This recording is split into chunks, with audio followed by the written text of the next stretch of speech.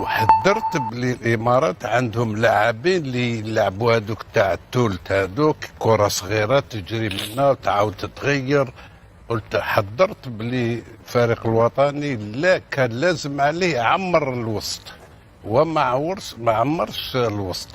ولهذا بدينا ممكن 10 دقائق ولا 15 دقيقة ولا هاببري ولا 20 دقيقة وين سجلنا هذوك هدفين، ولكن كان اوفسايد كما يقولوا. من بعد من تما الامارات ولات تحط الكرة ولات تلعب بالعقل، وعندهم حاجة مليحة ما يتقلقوش، لعبوا كرة نظيفة يعرفوا يخرجوها. وهذه هي اللي حنا الغلطة على حسب رايي.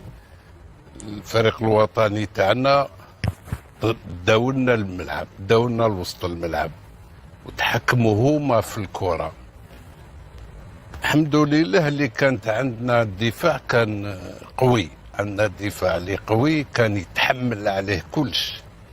ولكن احنا كان عندنا الا اللاعب هذاك فيكتور اللي كان هو اللي اللي يدافع، يدير دفاع بين الوسط وبين المدافعين.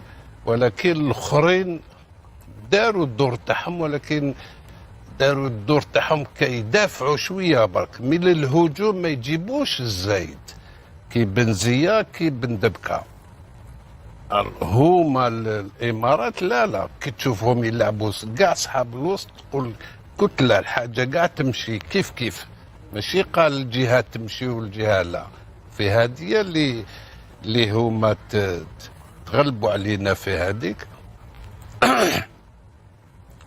الهجوم تاعنا كي بدات المقابله عندنا 4، عندنا بولبينا على اليمين، عندنا بركان راس حربة لعب هذاك، وعندنا نقولوا بنزيه اللي في الحق هو اللي يكون قريب ليهم، وعندنا براهيمي.